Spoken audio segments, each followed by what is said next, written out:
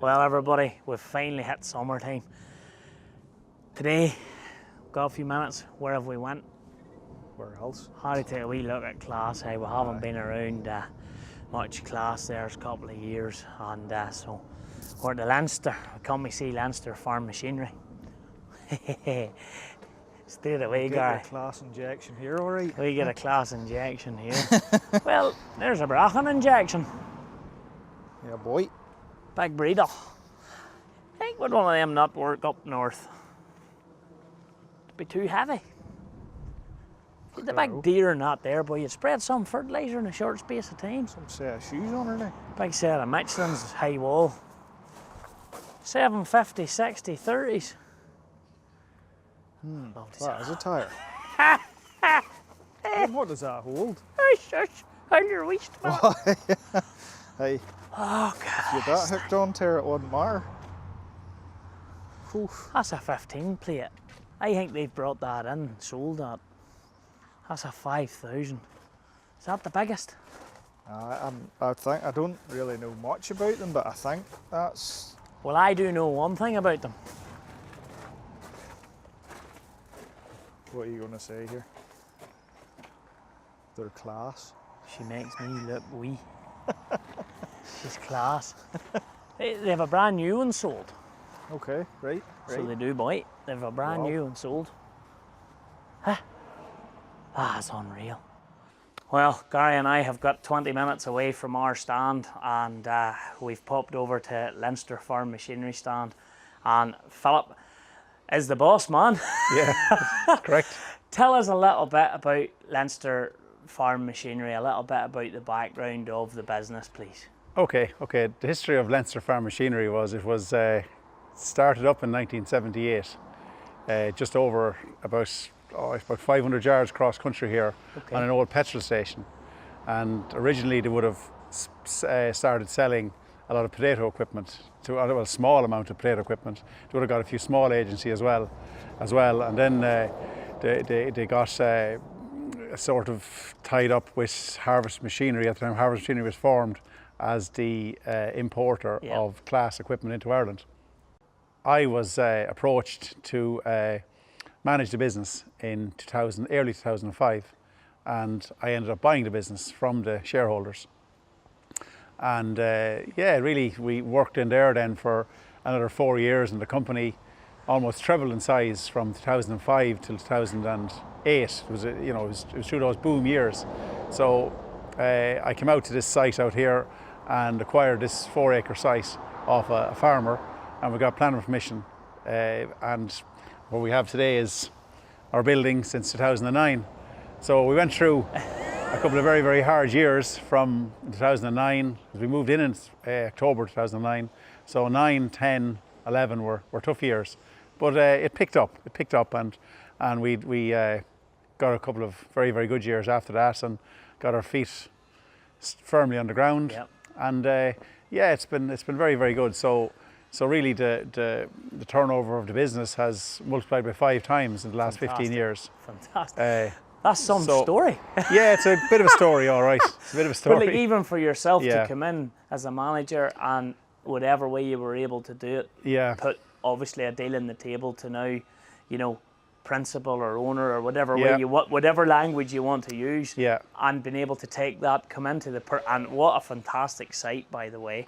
Thank you. And not only that, you are just pushing the world in front of you. From what I can see, you've fantastic year sales of these machines over your right hand shoulder. Yeah. I know we like our choppers, but you like your combines. We do indeed. The forager business up here is a little bit, it wouldn't be as steady as it would be down country, where our other CLAAS dealers would have a nearly more consistent flow of 8, 10 machines a year, where we can go to 1 year we can sell 13 new machines, and the next year we can sell 2 or 3 on the forager side, because it's more of an arable area as opposed to a grass area up here. So last 2 years have been a little bit quieter on foragers. We've done 2 or 3, but the previous year before that it was 13. So it was it'll take a little bit of time before those machines will need to be changed again. But you haven't been quiet in these machines. Yeah, the combines have been good. Combines have been very good. We've 15 new combines sold this year, which has not been our best year ever, but it's been pretty good. Our average kind of will be 8 new machines a year from this area. Like we would have a huge market share within this area. Like the general, we're in a great part of the country, and even from the time before I started in Leinster Farm, the whole business was built on service and backup. Like we have 10 vans on the road. We have 14 technicians in the workshop. We try and bring on maybe 2 to 3 young apprentices every year. The younger apprentices getting a little bit harder to source to get the right guy, but we tend to give them a good education and look after them as best we can. Sometimes, sometimes they stay after up to 6 years, and more times they'll stay for life.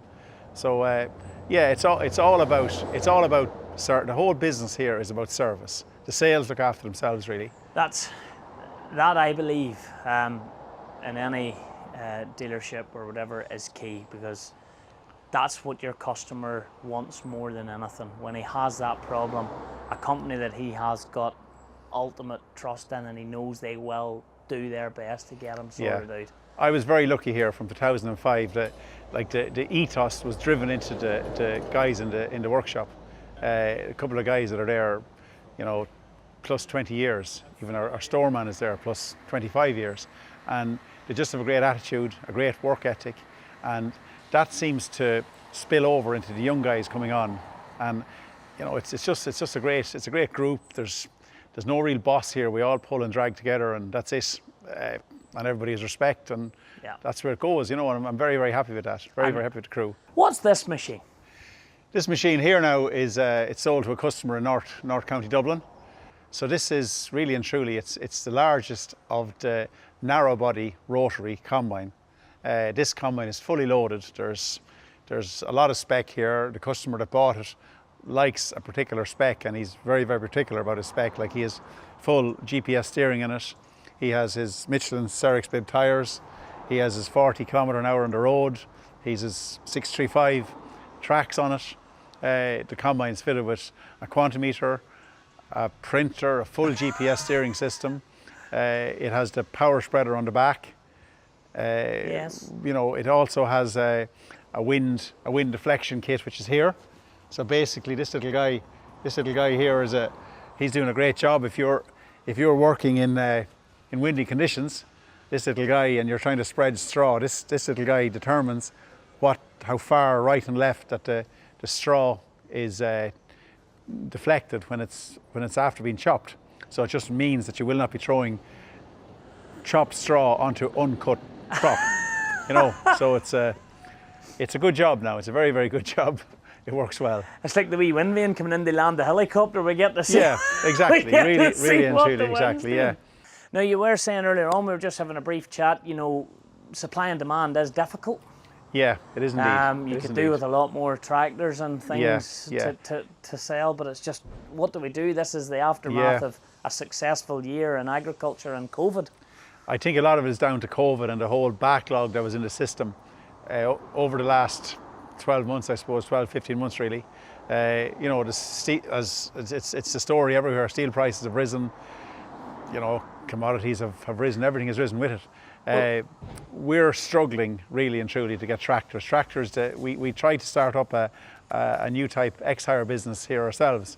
So we tend to take in maybe 7, 8, 10 tractors for April and put them out to hire to silage contractors for May, June, July, 5-month hire, and really at the end of the 5 months the customer has the option to purchase the tractor after paying his hire, or we put it back in and retail it again somewhere else. That has kind of fell flat on its face this year because we haven't got the products. So we really had to be very, very well organised, and it was hard to be brave. Like, when everything was so pessimistic, I suppose, really at the back end of last year as opposed to where it is now, with grain prices through the roof, with you know, lamb prices excellent, price of beef at almost $4.50 a kilo, wheat trading at €200 off the combine. Like, it's been a good year. Like our Lempkin product, for instance, our Lempkin would be our second largest franchise. Seriously? Yeah, pretty good Lemken would Fantastic. be a very, very good franchise in this area now for us. We'd sell a lot of drills, a lot of ploughs.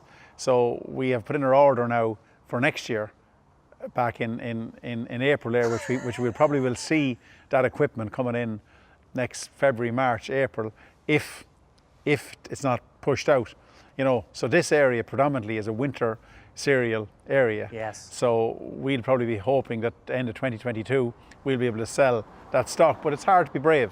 It's hard to be that brave that, you know, you never know if you see a downturn in the price of grain, for instance, like you've seen from 2008 to 2009, where you'd seen prices going from 240 a tonne to 120 a tonne. It's just the value, Philip, I'm assuming, because if you take, it doesn't take, it's going to sound maybe a bit funny, but it doesn't take much stock to have 100 grand sitting.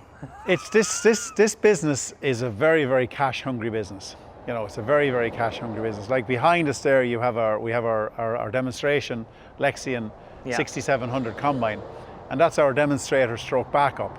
You know, so for us to run our business properly, we need to have a machine like that to look after our straw walker customers, and we also need to have a machine similar to that to look after our rotary customers, just in case of a breakdown, or it takes a lot of pressure off, you can get a guy going. Yeah, you know, absolutely. Well, not only is it Lemken and CLAAS, there's a lot of different franchises about when I look round the yard here. Yeah, our other main franchises really would be Broghan. We'd sell up to 100 Broghan trailers every year. Okay. Yeah, we sell quite a bit of. Really, Abbey would be our fourth biggest franchise. So really and truly, they're our four main franchises. We have a few other franchises like Haw there, for instance, which that chaser bin just came in this morning now. It did. They are the premium chaser bin in Europe, really, and very popular across the world. You just said it's hard to take a risk, but you're taking a risk. Yeah, certainly. Yeah, well, we'll take them in on spec. Like, you have the franchise, you need to support the franchise also.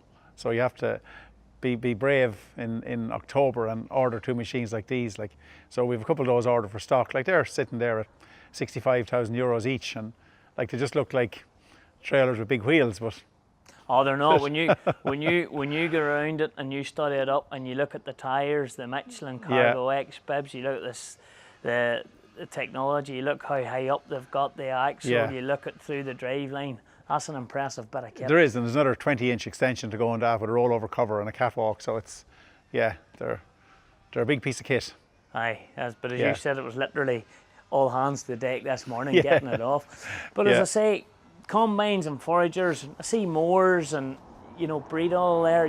There's lots of different things. Pro deck, like, that's all here. Yeah, it is indeed. Well, like, I mean, it's a very impressive lineup here with 5 new combines sitting literally going through their PDA process. Yeah.